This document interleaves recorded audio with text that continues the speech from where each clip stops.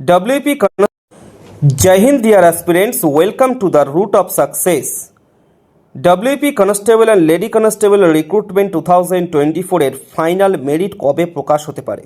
এখন এইটাই হচ্ছে সবথেকে বড় প্রশ্ন এবং আলোচ্য প্রশ্ন। এছাড়াও কেপি কনস্টেবলের প্রিলিমিনারি পরীক্ষা সংগঠিত হয়েছে, তার ফলই বা কবে প্রকাশ হতে পারে? সাথে কেপি সাব ইন্সপেক্টরের লিখিত পরীক্ষার ফলও বা কবে প্রকাশ হতে পারে?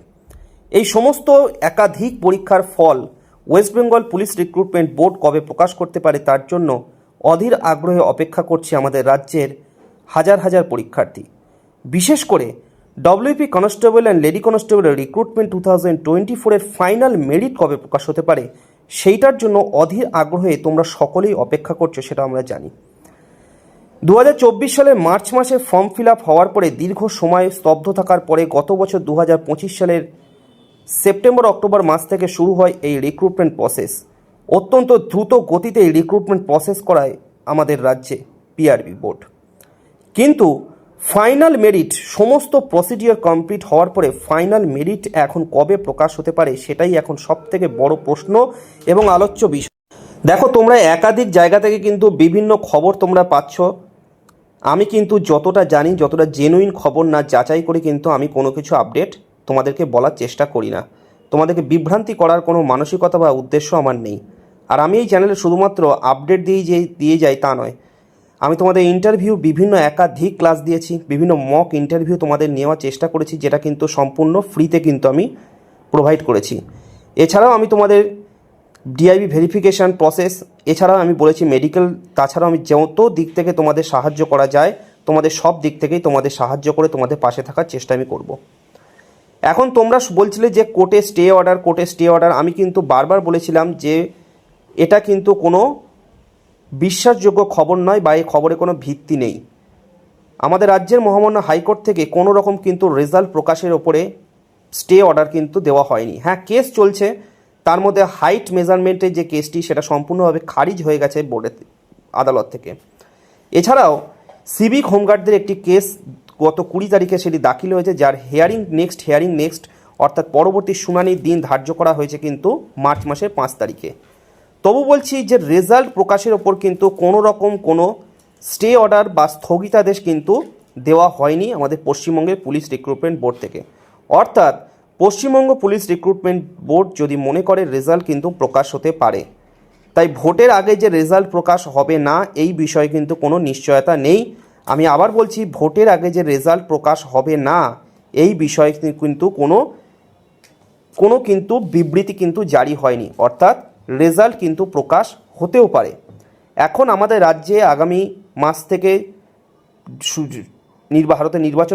ভারতের মহামান্য নির্বাচন কমিশন ভোটের অ্যানাউন্সমেন্ট করবে। ভোটের অ্যানাউন্সমেন্ট হয়ে গেলে কিন্তু আর কোনো রকম কোনো জয়নিং প্রসেস কিন্তু করা যাবে না, এটা কিন্তু সাংবিধানিক বিষয় তখন। তাই যদি রেজাল্ট পাবলিশ করতে হয় বা জয়নিং করতে হয় তাহলে কিন্তু সেটা সম্পূর্ণভাবে কিন্তু ভোটের আগেই কিন্তু হতে হবে, না হলে কিন্তু আফটার ইলেকশন কিন্তু তোমাদের জয়নিং, ভোটের রেজাল্ট প্রকাশ করে জয়নিং হবে। বিগত এরকম বিভিন্ন পরীক্ষার সময় দেখা গেছে রেজাল্ট প্রকাশ বা জয়নিং হতে কিন্তু বিলম্ব হয়েছে, কিন্তু রেজাল্ট প্রকাশ হয়েছে এবং জয়নিংও হয়েছে।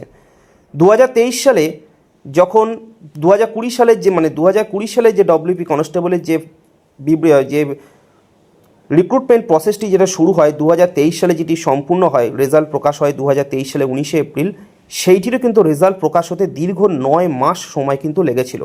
তার আগের রিক্রুটমেন্ট প্রসেসেও কিন্তু জয়নিং হতে কিন্তু প্রায় দীর্ঘ 1 বছর সময় কিন্তু লেগেছিল। তাই এই সমস্ত ইতিহাস কিন্তু আমাদের রাজ্যে রয়েছে। তাই বলছি যে রেজাল্ট প্রকাশ হবে না বা জয়নিং হবে না এই বিষয়টি কিন্তু সম্পূর্ণ ভুল ধারণা। রেজাল্ট আজ নয় কাল কিন্তু প্রকাশ হবেই। তাই এখনও পর্যন্ত যে রেজাল্ট প্রকাশ হবে না এই রকম কিন্তু কোনো নিশ্চয়তা নেই, রেজাল্ট কিন্তু প্রকাশ হতেও পারে। এবং তোমাদের যদি রেজাল্ট প্রকাশের জন্য যদি কোনো রকম ডেপুটেশন বা যা করার থাকে সেটা তোমরা নিশ্চয়ই করতে পারো, গণতান্ত্রিক পদ্ধতিতে তোমরা নিশ্চয়ই করতে পারো। এই বিষয়ে আমার কিছু বলার নেই, যদি তোমরা করতে চাও করতেই পারো নিশ্চয়ই। আমি যেহেতু ডিপার্টমেন্টে আছি তাই এই বিষয়ে আমি প্রকাশ্যে কিছু বলা আমার উচিত নয়।